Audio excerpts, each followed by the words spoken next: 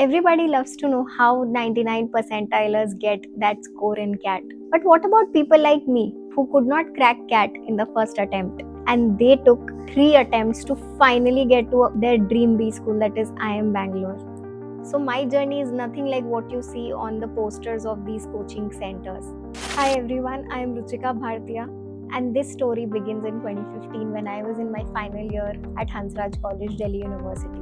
Okay, so let's rewind back. So the story starts when I joined Hansraj College. I was pretty clear that I wanted to do an MBA. So just like all students who are clear about they want to do an MBA do, I started my coaching. So I enrolled myself in 4th semester itself in Time CP, which was supposed to be the best center at the time and produced all the toppers. So I went there, got myself enrolled. And day one, this is December 2014, and day one when I joined the class, there were only, I think, barely 5 to 6 people who were non-engineers, and rest everybody was an engineer in a class size of around 50. And there were multiple batches running. So day one ends and I'm completely lost. The focus was on star students, and definitely I was not one of the star students because I was not from the premium campuses they were focusing on. I just could not match my peers in quant during that time, It was just 3 months and my confidence was shattered. I gave up, and I gave up on quant completely. I was doing okay and pretty well in the other sections, and at the time the CAT format was also very different than it is today. But the sections were the same. I was doing very well in verbal and DILR sections, but quant I was really struggling.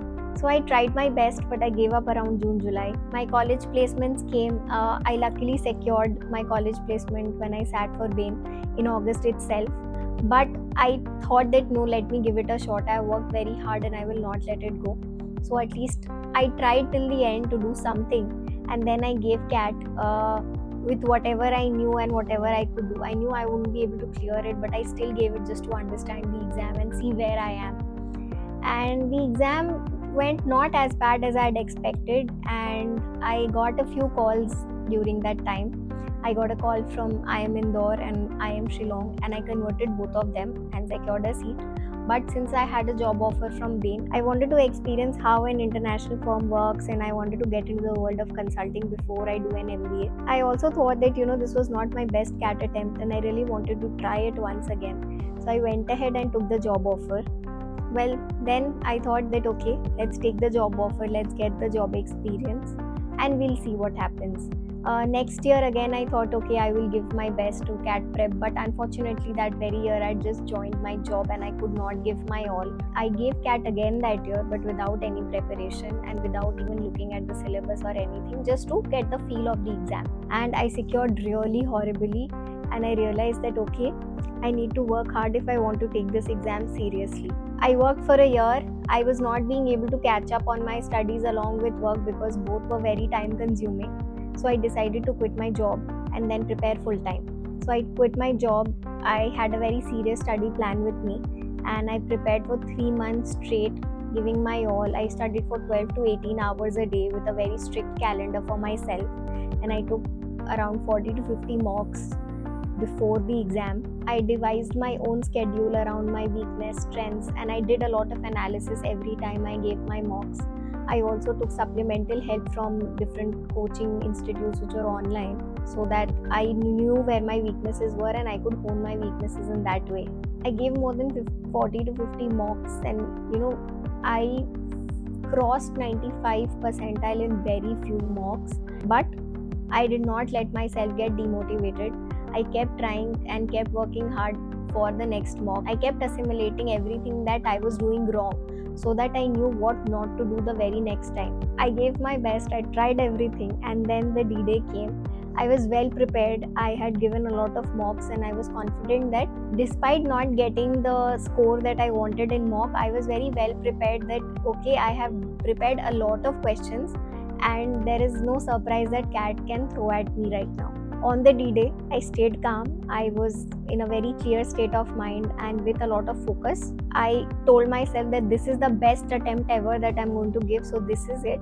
I gave my final attempt and I was very happy with the attempt that I had given. But alas, then came the result day and CAT results came. It was not 99 percentile and above that I had expected. I was a little short of that. I thought I'd missed my dream again. and I would still not be able to make it, this time with my best effort. But that very evening, calls started rolling in, and I'd given up all hopes. And then at 6 pm, I clearly remember that my inbox chimed, and it was I am Bangalore's call letter. And then my inbox started chiming in with a lot of call letters from rest of the institutes, like I am Lucknow, I am Kozhikode, I am Indore, I am Shillong. And I could not tell you, I was on top of the world, that okay, it has happened. Finally, I got the dream call letter that I really wanted to. I got calls from all institutes apart from Ahmedabad and Calcutta, and I definitely got the call from the one I wanted the most, I am Bangalore. And then once the call came, I knew that I will leave no stone unturned to get that seat that I really deserve. And I started working very hard for interviews. I prepped continuously after the call came. So until my interviews happened, that was until April, I prepared really hard, and for the next 2 months my only focus was to prepare everything under the sun that my interviews cannot go wrong. For interviews, I worked entirely on myself, not just academics. Went through my academics, work experience, hobbies, all extracurriculars that I had done, general awareness, and being clear about who I am and what I want and why I want to be there. And finally, the interviews happened, and I converted I am Bangalore, and I converted all the other calls as well. And I finally joined I am Bangalore, the place to be, as they call it, and indeed it was. Well, in conclusion, my percentile was not 99 percentile plus. I was not a mock topper, and never did I top a single mock. I did not have a perfect journey. It was filled with ups and downs. The scores continuously kept demotivating me, but I did not give up at all. But I still made it to I am Bangalore. If you are preparing for CAT right now, remember this. It's not about being perfect, but it is about trusting the process and giving your best. Learn from each attempt and give it your all. If my story helped you, subscribe me for more videos on CAT consulting, business and career. I also share tidbits about my life exclusively here. Drop a comment about your prep journey and where you're stuck, and I will definitely love to hear it. Bye bye, and see you in the next video.